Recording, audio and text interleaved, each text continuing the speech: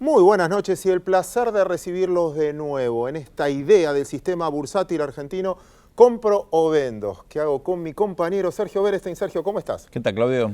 Poquito preocupado. ¿Por qué? Te planteo por qué. El 2015 el mercado argentino fue la estrella de todo el mercado del mundo. Y en el 2016 venimos completamente laterales. Es como que festejamos anticipado. Quizás no la expectativa de cambio, sino quizás el mercado festejó lo que zafamos. Quizás es por eso, ¿sí? Lo que nos ahorramos, en todo caso. Y ahora está lateral, como que había subestimado la herencia. Todos esperando, todos somos optimistas, pero la plata todavía no llega. Calmame del lado político. No puedo. No, entonces empezamos de nuevo. Te iba a decir, ¿por qué estás un poquito preocupado y no muy preocupado? ¿Qué está pasando, Claudio? El gobierno, con el capital político que tiene, considera que no puede implementar más reformas, dar más señales hacia el mercado de las que ya hizo hasta ahora, sin poner en riesgo las elecciones del año próximo. Las decisiones que está tomando de ahora en adelante tienen como objetivo central fortalecer la coalición Cambiemos y darle un nuevo impulso político para que el gobierno termine bien los últimos 2 años de gestión. Por eso creo que todo tiene que ser mirado, para bien o para mal, con un lente político de ahora en adelante. Pero no está mal lo que me estás diciendo, porque finalmente el mercado también necesita gobernabilidad. Y el hecho de que la tenga o que trate de garantizarla no es una mala noticia. No, la pregunta acá, ¿cuál es el balance? Lo que tenés que hacer para lograr gobernabilidad, por ejemplo, es gastar mucha plata, porque estás tratando de calmar los conflictos básicamente con dinero, a los gobernadores, a los jubilados. Veremos qué otros segmentos de la sociedad efectivamente reclaman una atención similar por parte del gobierno. Nosotros, los que operamos en mercado, generalmente nuestro gran desafío, es arbitrar lo mejor posible lo que esperamos con lo sucedido. Si te equivocaste demasiado, vas a perder plata o ganar mucha plata. El ejemplo, te planteo 2. Brasil. Lo esperado era horrible, muy horrible. Lo sucedido fue feo, pero no tan horrible. Y los mercados reaccionaron increíblemente. Tanto el accionario como, si querés, hasta algunos datos económicos que no siendo buenos no fueron tan malos. Así es. Y siento a veces que a nosotros teníamos más expectativa que lo que terminó sucediendo. Esa brecha acá se agrandó. ¿Del lado político? Yo creo que acá la clave fue que todos los candidatos plantearon un escenario no muy realista durante el proceso electoral, para no generar mala onda con los votantes. Y luego eso condicionó el grado de maniobra que tenían para hacer política una vez que llegaron al poder. Está bien. Entonces, creo que fueron de alguna manera víctimas del propio diagnóstico que compartieron con la sociedad. Esto lo que hace es imponer un gradualismo que no va a cambiar de acá a las elecciones. Veremos si luego de las elecciones hay probablemente otro impulso, pero eso es una especulación. El gobierno lo que cree es que con lo que ya ha hecho lo que ya hizo hasta ahora, envió señales contundentes de cuáles son las visiones fundamentales de mediano y largo plazo. Veremos si esto alcanza para convencer o no a la inversión real, ¿no? El mercado se lateralizó. Esto significa se quedó quieto en un mercado latinoamericano que está funcionando un poco mejor. Esto puede ser una oportunidad o no, lo veremos, o se está adelantando el mercado. Es lo que vamos a debatir hoy con la mayoría de los partícipes que vamos a tener como invitados en el programa. Argentina no tiene que ver en el tipo de cambio solo una variable de competitividad. La competitividad la vamos a lograr si mejoramos mejores efectos de logística, de transparencia, de credibilidad, de muchos aspectos que lo vamos a discutir con un especialista, porque finalmente no tenemos que esperar tanto variaciones del tipo de cambio, sino reformas estructurales que nos hagan elegibles a largo plazo y no solo especulativamente por los mercados. Tu agenda política, o una pregunta que me quieras adelantar, que vas a plantear. Lo más importante que tenemos estos días, estas semanas, es ver el tratamiento de la famosa ley de blanqueo, que es una cosa ómnibus, llena de pequeñas cositas, 91 páginas el proyecto, imagínate lo que se va a discutir, qué reformas pueden eventualmente incorporarse y el resultado final que todavía es incierto. En tu editorial, perdón, te engañé con que era la última pregunta. En tu editorial de la semana pasada planteabas, ¿sí?, esta situación binaria, que si sale bien es buenísima y si sale mal no. ¿No se generó mucha expectativa poniendo un número 40.000, 30.000, etcétera? Sí, aparte hubo, te diría, un mensaje un poco nítido, porque para muchos ese 40 era la cifra de exteriorización de activos y no quedaba claro cuánta plata fresca iba a entrar, teniendo en cuenta las obligaciones a las cuales se compromete el Poder Ejecutivo con el nuevo régimen jubilatorio. ¿Sabes por qué te tenés que quedar? Y hasta el final del programa vamos a discutir en el café. José Ciabacerrate, con nosotros, va a discutir sí de mercado. Alberto Schuster, con él te decía que vamos a tocar el tema de competitividad. Ricardo Bacarín, mercado de cereales. La soja, otra vez, mucho más cerca de los máximos que de los mínimos. Una de las sorpresas. También con nosotros, discutiendo Juan Napoli, uno de los agentes más grandes de mercado, que va a discutir también de inversiones. Importante hincha de River. Bueno, no lo destacaría justo por eso, pero bueno, si es lo que importa. Y por último, también en el Compro-Vendo, nuestro elenco estable de siempre, pero desafiado esta vez por un montón de chicos. Esto después de la presentación.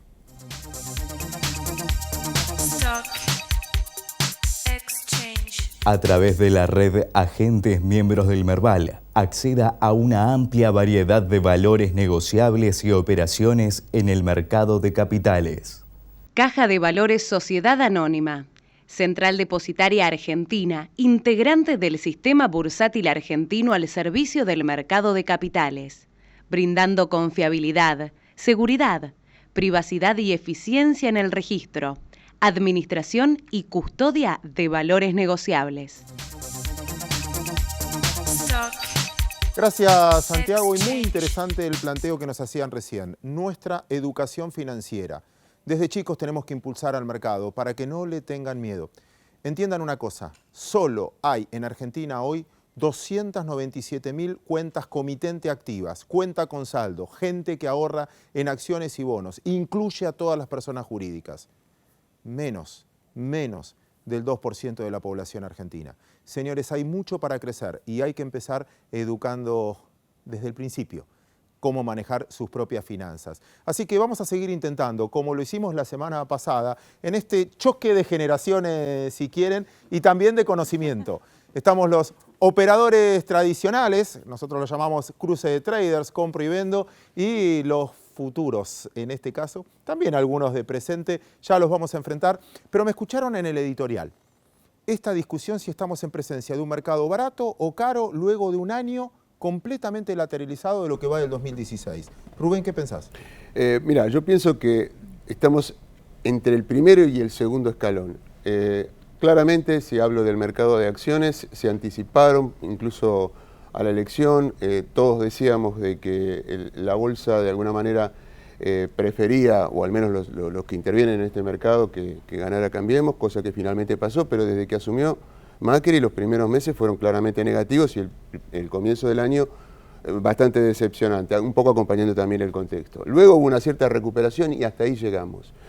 Algo parecido pasó en el mercado de bonos, creo que todavía, bueno, Paula y Leo seguramente van a hablar más de esto, pero la sensación que tengo es que estamos a mitad de camino entre las expectativas que mueven a los mercados, gran parte de esto es lo que vimos en una recuperación de precios, venimos de un 2014 y un 2015 con subas muy buenas en el mercado y ahora es necesario ver esos brotes verdes en la economía real para que las empresas empiecen a mostrar en los balances esos mejores tiempos que la política te está vendiendo para adelante y los mercados se van a anticipar. Pero también me parece que es relevante y es una zanahoria enorme la expectativa del ingreso de capitales del exterior a partir del cambio de calificación del país. Un segundo por compro-vendo. Dale. Esta lateralización, sí. ¿Te preocupa o crees que va a arrancar? No, me parece lógica. En algún momento se esperaba que la economía recuperara con fuerza en el segundo semestre del año. Ahora empezamos a escuchar, incluso muchos economistas, oficialistas y no oficialistas, de que esto se puede trasladar al 2017. Si vos me preguntás mi opinión personal, yo soy muy optimista, pero creo que el mercado tiene sus tiempos y en función de esto se está moviendo. Me quedo con ese optimismo porque ahora te lo van a debatir. Dale. ¿Paula? Bueno, yo no veo lateralización en el mercado de bonos. Es verdad. ¿No? Tuviste un año más feliz que el nuestro. Un año más feliz que el de acciones, sobre todo en las últimas semanas. Hemos tenido varios rallies, pero tenemos muchos bonos ya cerca de sus precios máximos, ¿no? Las últimas semanas, mucho entusiasmo, hemos visto mucha demanda por todas las colocaciones nuevas que han hecho tanto las provincias como las corporaciones. Yo veo mucho entusiasmo ahí y creo que todavía tenemos espacio para recorrer. Viene sobre esto el anuncio de blanqueo de capitales, exteriorización, como se denomine, y eso le va a traer más demanda todavía al mercado de bonos. Leo, entonces, si teóricamente el mercado accionario es o un valor de la acción, el flujo futuro, descontado la tasa de interés, y nos dice Paula que la tasa está bajando, ¿por qué no se refleja en la economía real? Mira, es muy interesante y tal vez lo podemos sintetizar para, ya que hablamos de acciones de bonos, con el híbrido. Hablemos del cupón. Buen punto. Fíjate que el cupón tiene su componente de bono por el cual debería haber subido un montón. Como bien dijo Paula, los bonos están en sus máximos históricos, pero el componente expectativa sobre la economía en el medio de una recesión, porque estamos en recesión, hace que los inversores estén un poquito cautelosos en relación a la herencia recibida y a cómo se está desarrollando esa herencia. Yo creo que se está administrando muy bien y creo que el año que viene la Argentina crece más del 3% y eso podría gatillar pagos de cupones. Pero fíjate que todavía no hay onda, no hay movimiento. Es como que está retraído a la expectativa de... Pero ahí pusiste un ingrediente. Hasta ahora, por lo que escuché, estoy más preocupado yo que ustedes, así que bienvenidos, me calmaron. Chicos, un placer recibirlo de nuevo. No los voy a presentar, ya estamos en familia. ¿Arrancás vos? Dale. Mi pregunta es, ¿cómo va a afectar el blanqueo que va a suceder en la bolsa?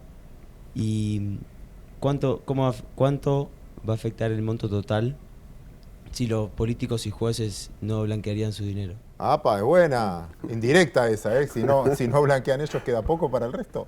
Bueno, yo lo que creo es que el número de blanqueo va a ser relevante a nivel político, seguro, ¿no? Si son 30.000, 40.000, 50.000 millones, al mercado lo va a beneficiar, o sea, el mercado necesita ir tomando volumen. Vamos a tener que ver cuál va a ser finalmente las condiciones con las que salga, lo que va planteando el proyecto que entró en diputados, es la alternativa, digamos, de suscribir un bono, ¿no? A tasa cero por un periodo de 3 años, que creo que los inversores o los potenciales blanqueadores lo que van a comparar eso, esa alternativa a 3 años de un bono a tasa cero, no negociable, no transferible, versus, ¿no?, otras alternativas de inversión que hay en el mercado local, bonos que tienen tasas de rendimiento. Claro, quizás pagar el 10%, claro, invertir en otra cosa. Invertir en otra cosa, recuperar ese 10% que se paga y tener la posibilidad de negociar ese bono, de que tenga liquidez en el mercado secundario. O sea que creo que además hay un incentivo alto a participar, porque Argentina, digamos, entra en los convenios de intercambio de información automática a partir de enero del año que viene, con lo cual muchos individuos o compañías van a verse, o sobre todo individuos me parece, van a verse alentados a regularizar su situación ante el fisco. Déjame ahí poner en el proyecto de ley algo muy interesante que es una zanahoria para entrar, que hay una aclaración muy explícita que se discutió permanentemente con la AFIP, que es que tus ganancias por tus ADRs y por tus títulos del exterior no van a tributar. Están exentos. Si eso no cambia en el Congreso, que esperemos que sea así, es un atractivo interesante, porque si no, por ejemplo, si vos blanqueás, pagás la multa y te quedás con el dinero en el exterior y ganás plata, después vas a terminar tributando sobre la diferencia de cambio. O sea, entrás en toda la dinámica que están metidos todos los empresarios y todos los que están acá. Entonces, me parece que ese párrafo es bastante interesante pensándolo desde el punto de vista del inversor. Muy bien, Leo, muy interesante. Bueno, yo quería preguntar cómo afecta la salida del default a la confianza de las inversiones extranjeras en empresas privadas. Bueno, sin duda es algo muy positivo. Uno se puede preguntar cómo si pasó la salida del default, después viene la pregunta de Claudio y no lo estamos viendo reflejado en los precios. La explicación a esto es que los mercados siempre se anticipan, los mercados se manejan por expectativas.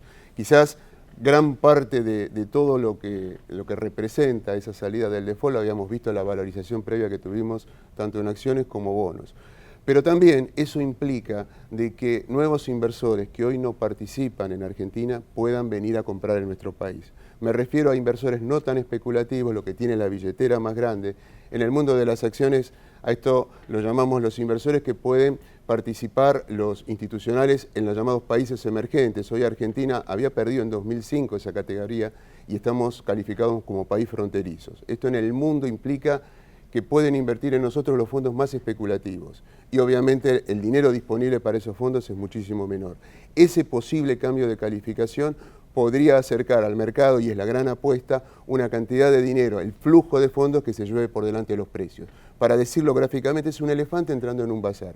Muchas de las apuestas que hay sobre el mercado tienen que ver con eso. Y en el mercado de bonos implica que Argentina tenga una porción más grande en el ENBI, que es un índice que manejan los grandes bancos, que posibilita que haya más demanda sobre los títulos argentinos. O sea, esa es la manera directa en que todo este arreglo de la situación mejora el mundo de las finanzas. Te toca a ti. Bueno, no, yo los escuché recién hablando del mercado de bonos y yo ayer en el juego en el Prodibur había visto que el bono CO17, que es un bono... Juego con el Prodibur, no, aprendo con el Prodibur. Aprendo con el Prodibur, Ahí está. tenés razón. Y trato de ser un pequeño inversor. Está muy bien. Pequeño no por la edad, sino por el monte. Exactamente. Y bueno, y vi que el CO17, un bono de Córdoba, había bajado ayer un 4.5%. Entonces lo compré para ver si hoy se subía de nuevo y hoy subió de nuevo un 4.5%. Quería saber a qué se ve esa volatilidad del bono. ¡Epa! Mirá, la deuda provincial. Bueno, lo interesante es que en el aprendizaje que haces vos, a veces las operaciones no se pueden hacer en el real time. Lo difícil es conseguir los bonos cuando se operan y un poco el problema que tienen algunos instrumentos que tienen poca liquidez. Entonces, un día aparece un comprador y decide pagar y otro día aparece un vendedor y de pronto no hay compradores ese día. No es la generalidad en la mayoría de los instrumentos. La mayoría de los instrumentos tienen mercados que son bastante fluidos, pero particularmente hay emisiones corporativas o subsoberanas, en este caso de provincias, que tienen esa particularidad. Entonces lo importante es ver la tendencia. Sí, además son emisiones más chicas, ¿no? Son emisiones más pequeñas y que tienen menos liquidez y que generalmente quienes lo compran para quedárselo hasta el final, ¿no? Son inversores más de mediano plazo. Igual hay mucho interés en lo que son bonos provinciales, con la baja de rendimientos que tiene la Argentina. Todavía tenemos un spread entre un diferencial, digamos, en el rendimiento de un bono soberano con respecto a los bonos provinciales. Se pueden obtener para el mismo plazo tasas de retorno entre 100 y 150 puntos básicos mayores, ¿no? Y entonces eso hace que el atractivo para para algún tipo de inversor, porque no es para todos, es para aquellos que tienen quizás horizontes más largos, ¿no? Y que no necesitan de la inmediatez, de la liquidez del instrumento. La deuda provincial es muy, muy atractiva. Un tema interesante, porque es muy importante que ustedes también participen y su grupo también participe. Cuanto más gente participa, más líquido va a ser el mercado. Y cuanto más líquido es, vas a tener mucho menos variación de precios. Lo que te explicaban los chicos, entre otras cosas, es que la iliquidez, esto de que no opere todo el tiempo, produce esa diferencia de precio, que es el verdadero costo de mercado. Pero entonces hay menos ganancia, ¿no?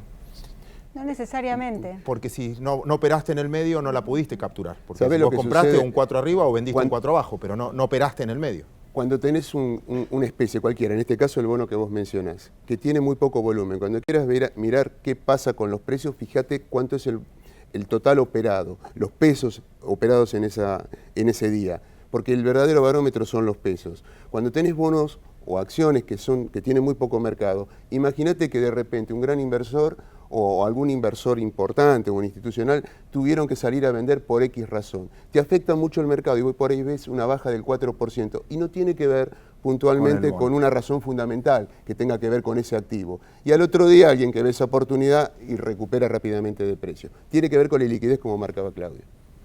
Bueno, yo también aprendo... Esa sonrisa pícara me preocupó. Yo también aprendo con el Prodibur. Muy bien, muy bien. Y me estaba preguntando las acciones de Habana que ahora van a salir a un precio altísimo, muy alto, si su opinión sobre si hacer una inversión o no en Habana con un precio tan alto y no teniendo un antecedente de lo que puede ser.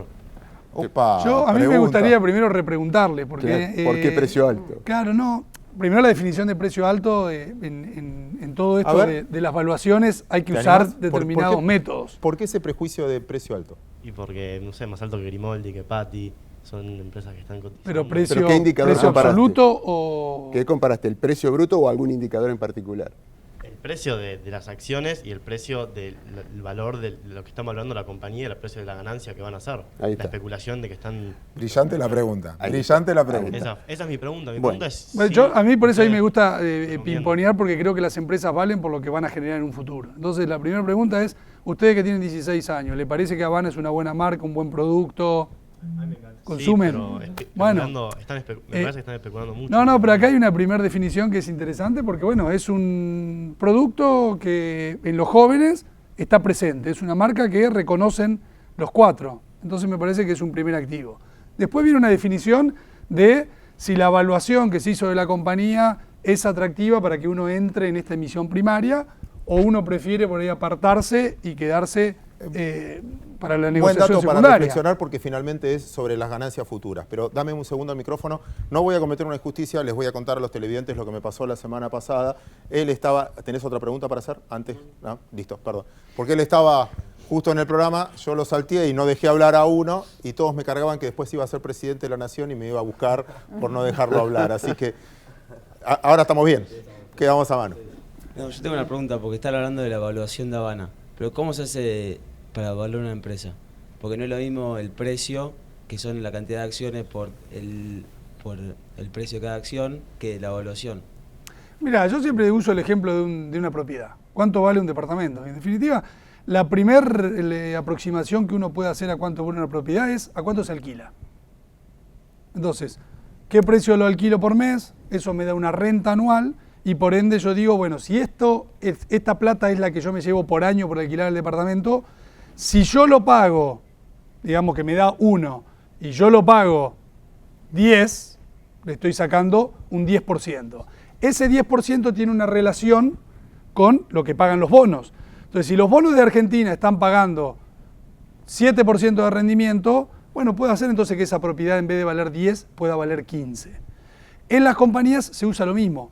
¿Cuánta plata va a generar para el accionista? Porque acá lo que hay que entender es que cuando uno compra una acción, uno es el accionista, el dueño del capital de la compañía. Además está el dueño de la deuda, que esos son los bonos. Vos podés ser dueño de la deuda de una provincia o dueño de la deuda de una empresa.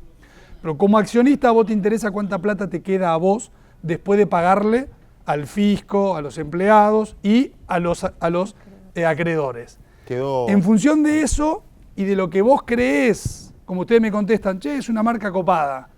Entonces tiene penetración en los jóvenes, puede seguir creciendo en locales, puede seguir vendiendo más. ¿Cuánto más el año que viene, el próximo?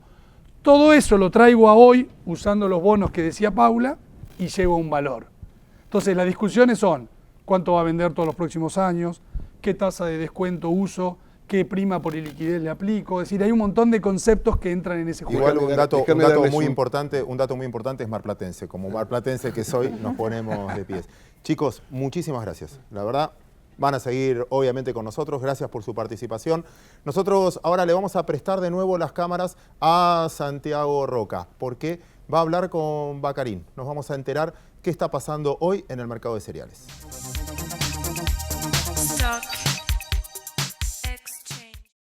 ExxonMobil, líder en tecnología para la operación segura y eficiente de recursos no convencionales de gas y petróleo, está contribuyendo con el progreso del país desde sus operaciones en la provincia de Neuquén. ¿Tienes ropa que lucir? Sí. No. ¿Tienes comida en tu mesa? Sí. No.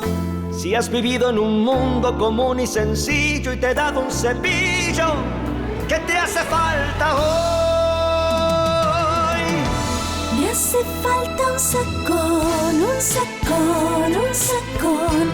Necesito un sacón, un sacón, un sacón. Que me hagas... Hola, ¿qué tal? ¿Cómo están? Estamos hoy en el primer día del compro-vendo de campo y está Ricardo Bacarín con nosotros, secretario del Mercado Término de Buenos Aires. ¿Cómo te va, Ricardo? Un gusto recibirte. ¿Qué tal? ¿Cómo estás, Santiago? ¿Bien? Bien. Vamos a hablar un poco de esta época que tiene el nuevo comportamiento de los precios. Hoy hablamos de soja, de maíz y bueno y el implante de trigo, que es uno de los puntos importantes de la nueva cosecha, ¿no? Bueno, soja evidentemente ha sido la gran protagonista de los últimos meses. Vos pensás que teníamos un mercado que difícilmente podía superar los 310, 320 dólares y hoy estamos para la posición julio en Chicago en niveles de 410 dólares la tonelada. Estos precios no se observan desde hace 2 años Bueno, hemos sido un poco los responsables de este evento climático, viste, 20 y tantos días en abril de lluvia consecutivos. Esto deterioró mucho los cultivos, hubo pérdidas. ¿En qué estiman la pérdida? ¿4, 5 millones de toneladas? Sí, yo te diría, estábamos estimando 61 millones y estamos en presencia de algo parecido a 57 o 58. ¿Por qué? Porque el daño pudo haber sido superior, pero lo que estamos viendo en los últimos días es que todo lo que es el oeste de la provincia de Buenos Aires y La Pampa, que son zonas que no son muy productivas en términos de soja, están creciendo muy fuerte, con lo cual va a haber zonas que están compensando el quebranto de otras. Así o sea que mejoramos en precio y bajamos en volumen. Mejoramos precio, hay algo menos de volumen, no tan poco volumen como pensábamos un mes atrás, y una calidad muy mala. Y el producto que lideró toda esta tendencia sin duda fue la harina de soja, que para graficarlo ha subido 50% en lo que va del año. ¿La demanda de China sigue siendo importante o China está buscando un equilibrio en la demanda? No, China lo que está tratando de hacer, y ya de hace unos años, es proteger su industria doméstica, con lo cual la dependencia de importar soja va a persistir. Y en este sentido estamos viendo una actividad que este año puede llegar a 81, 82 millones de toneladas de importaciones y que seguramente va a seguir creciendo, ¿no? Están pensando en un crecimiento de más de 110 millones para dentro de 10 años. En la medida que económicamente no se visualiza un estancamiento en las condiciones chinas, el esquema de soja sigue siendo realmente muy bueno. Nos vamos a Estados Unidos y Estados Unidos está en la etapa de implante. Sí. ¿Hay un área importante ya sembrada? ¿En qué nivel está? Bueno, en el caso de maíz prácticamente está concluida la siembra. Ajá. En el caso de soja estamos ya con 2/3 partes implantadas. En el último tramo de la campaña americana lo que estamos viendo es un trasvasamiento de área de maíz hacia soja, producto de estos precios, producto de la realidad argentina, y también ante la posibilidad de una posible corriente de la Niña que se podría llegar a estar instalando a partir de este mes o de julio, que podría así impactar sobre la etapa de floración de maíz. Entonces, muchos productores, algunos estiman que el total sería de 500.000 hectáreas, han migrado de una intención inicial de siembra de maíz hacia soja. Así que vamos a tener algo así como 6, 7 millones de toneladas menos en Estados Unidos. Entremos a la nueva época de que es sin retenciones en trigo. Estamos viendo ahí cuántas áreas sembradas. Bueno, en trigo, en la medida que el clima lo siga, lo pueda permitir, vamos a estar en un crecimiento importante. Vamos a seguramente implantar 5 millones de hectáreas. Habíamos caído al nivel más bajo en 100 años en la campaña pasada. Evidentemente, dos factores. Los más importantes son la eliminación de retenciones y los ROEs, que deterioraban mucho el comercio. Sí.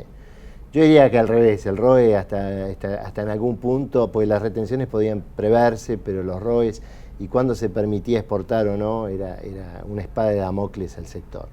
Y obviamente el tipo de cambio, ¿no? Salir de 10 y pasar a 14, bueno, ha mejorado mucho el esquema. Ricardo, gracias. Este es el ciclo de Compro Vendo Campo.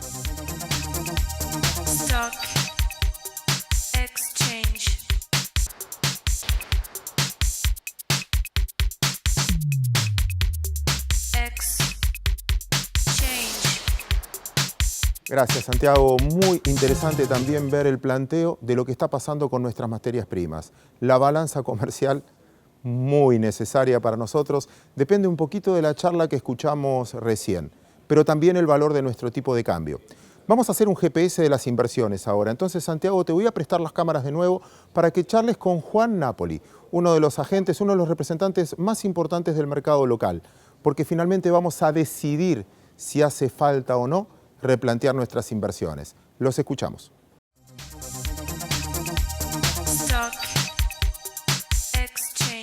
A través de la red Agentes Miembros del Merval, acceda a una amplia variedad de valores negociables y operaciones en el mercado de capitales. Caja de Valores Sociedad Anónima, Central Depositaria Argentina, integrante del Sistema Bursátil Argentino al servicio del mercado de capitales, brindando confiabilidad, seguridad, privacidad y eficiencia en el registro, administración y custodia de valores negociables. Gracias, Claudio. Nosotros vamos a hablar un poco de acciones, de la actividad que tiene que ver con el mercado. Y hoy está Juan Napoli. Él es presidente de Napoli Inversiones y es el futuro presidente del mercado, perdón, del Banco de Valores, que está tratando de el Banco Central la autorización. ¿Cómo te va, Juan? Hola, Santiago. Un gusto tenerte acá. Muchas gracias, igualmente para mí.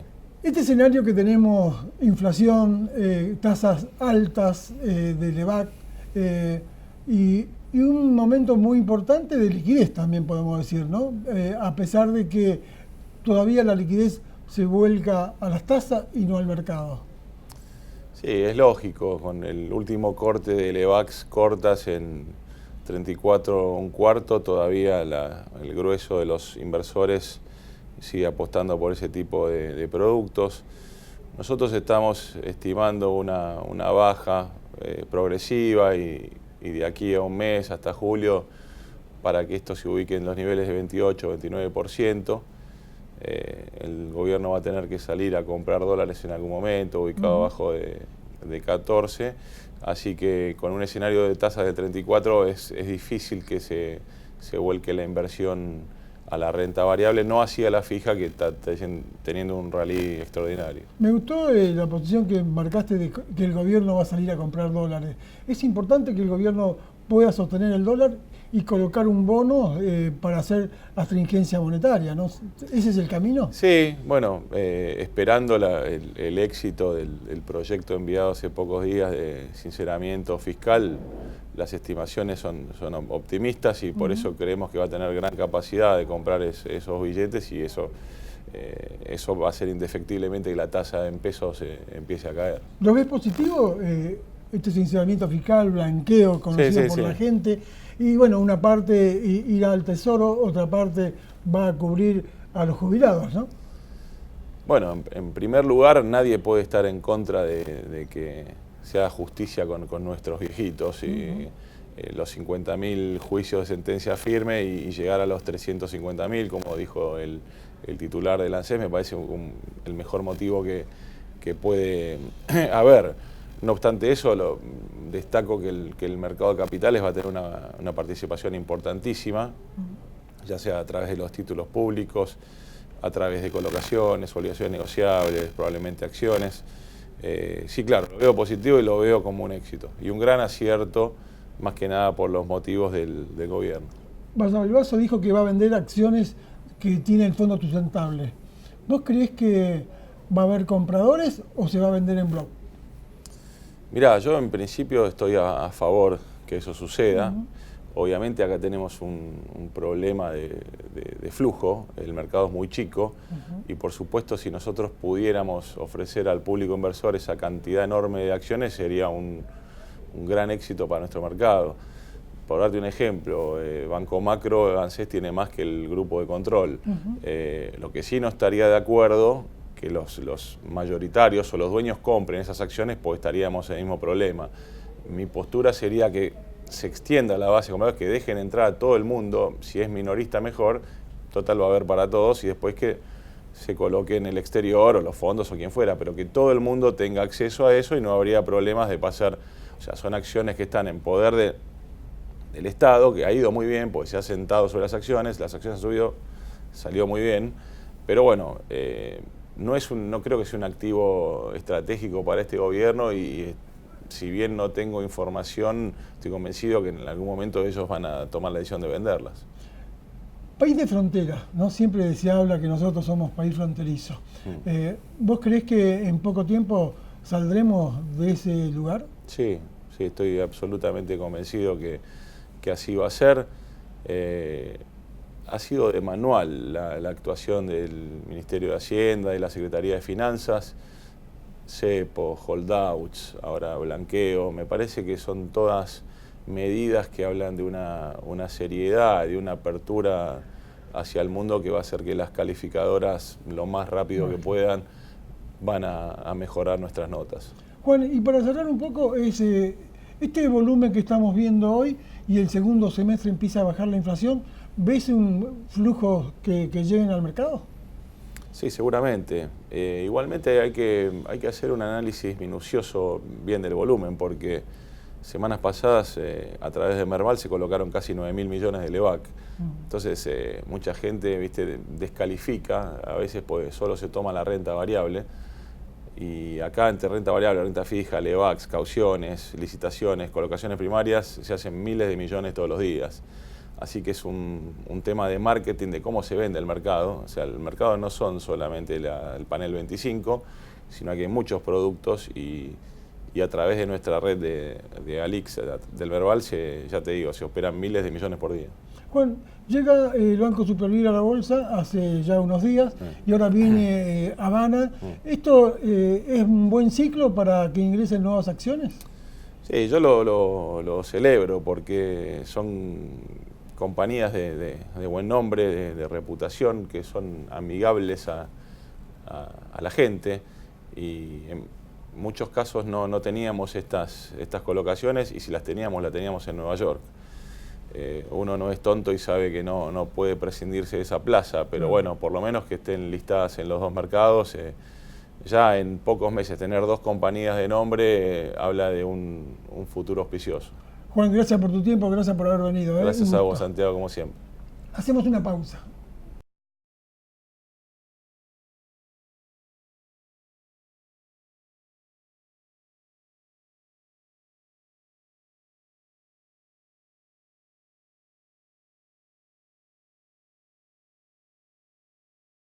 Tienes ropa que lucir, sí.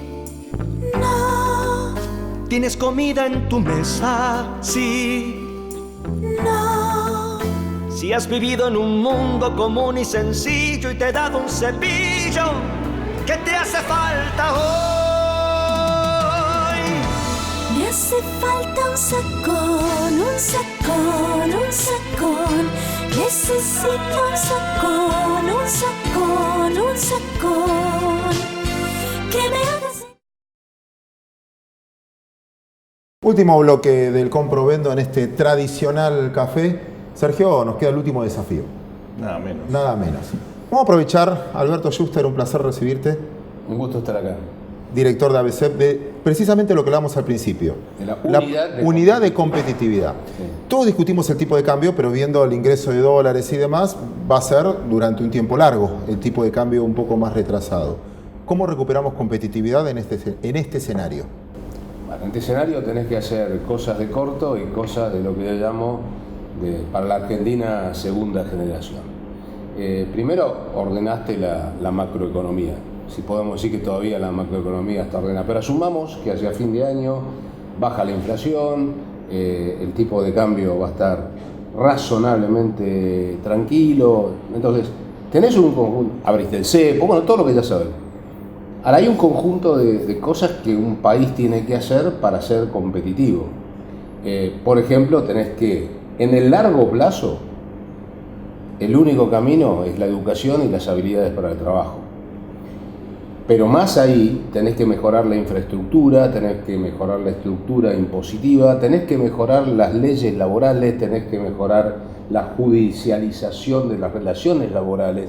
El costo de las ART, por ejemplo, es una cosa que va incrementando notablemente. Tenés que atacar el ausentismo laboral, tenés que atacar algunas disposiciones de los sindicatos que en el corto plazo pueden arreglarse. Y ya te digo, más adelante hay leyes de fondo en Argentina que efectivamente tienen que cambiar. El peso del Estado en la Argentina es una carga importante para la competitividad de la Argentina. Y hay determinadas leyes en el sector estatal que, más allá de lo que muchas veces se habló de la carrera laboral, estatal y todo eso, vos tenés a alguien que incorporaste al Estado y no lo podés despedir. Entonces el Estado son como capas geológicas de gente que se va incorporando, y eso es un peso de la economía importante, no porque no haya o no tenga que haber Estado. Estado tiene que haber. El problema es que el Estado tiene que ser eficiente y tiene que contribuir al bienestar general y no ser un peso Ahora, al bienestar general. Por lo que decías al principio, un escenario que suena lindo pero difícil de aplicar en la Argentina por la polarización política que tiene la Argentina hoy. ¿Pensar a 10 años? Es contradictorio porque obviamente es fundamental hacerlo.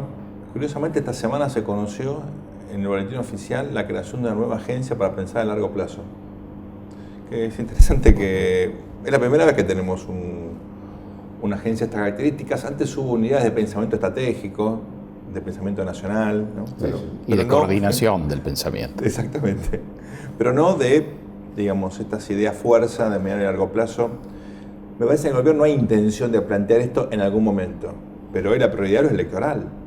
El gobierno siente, yo creo que tiene razón, que una elección mediocre o mala el año próximo lo deja groggy de cara a los 2 últimos años de gestión. La pregunta es, ¿qué es una buena elección? ¿Es una elección que ganás en términos cuantitativos? ¿Es una elección que ganás pero está la provincia de Buenos Aires? Cuidado con eso porque definir ganar va a ser crucial para entender qué va a ser el gobierno de acá, digamos, al segundo trimestre del año próximo. Muy buen punto. Y Pepe, te sumo la charla de la siguiente manera. En la introducción, me acuerdo que comentaba la diferencia entre lo esperado y lo que termina sucediendo. Sí. Y la que nos sorprendió esta semana fue con algunos datos Brasil. Vos lo habías adelantado, pero hay algunos datos macroeconómicos que no sonaron tan feos.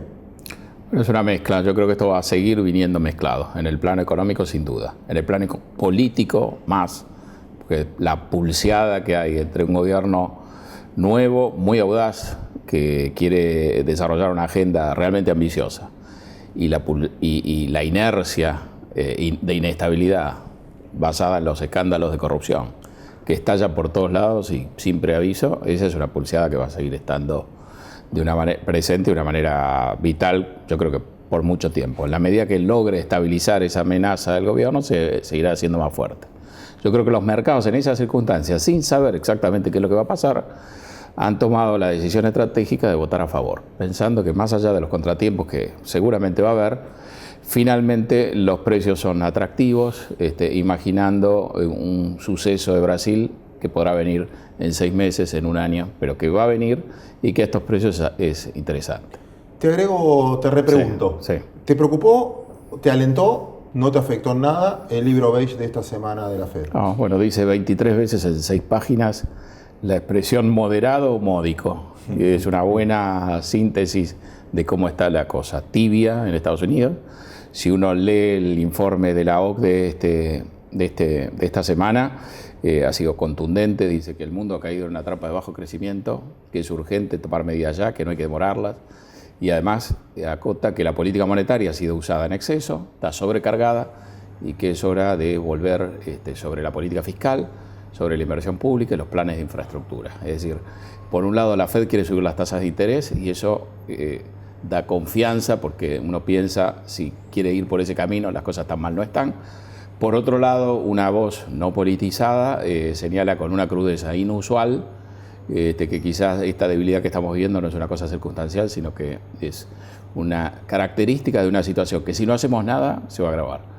Te diría que este es un camino de cornisa que hemos empezado hace 7, 8 años.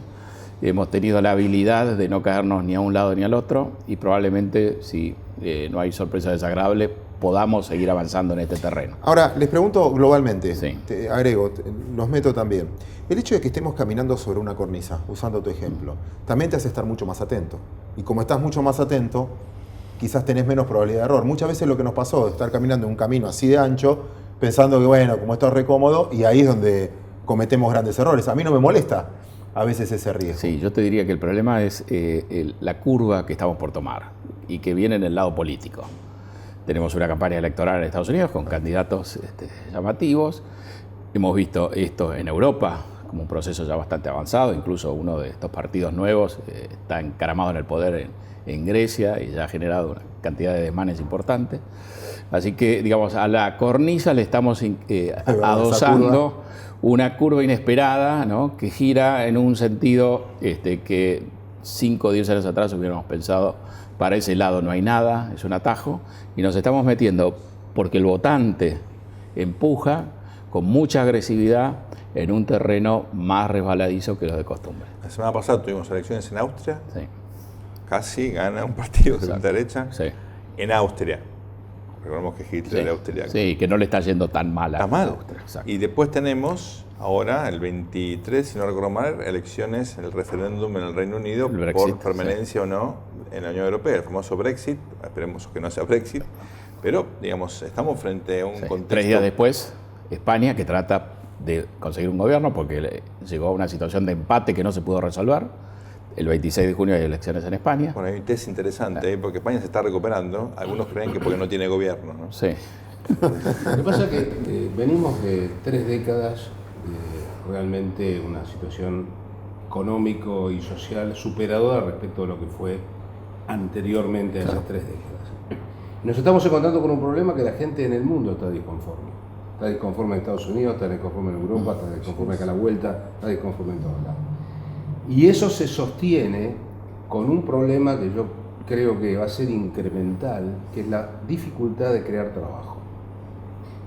Hoy los procesos de automatización son Te lo discuto, imparables. no trabajo sino empleo. Trabajo quizás hay, un montón. El tema es que en forma de empleo, cambió la forma de empleo.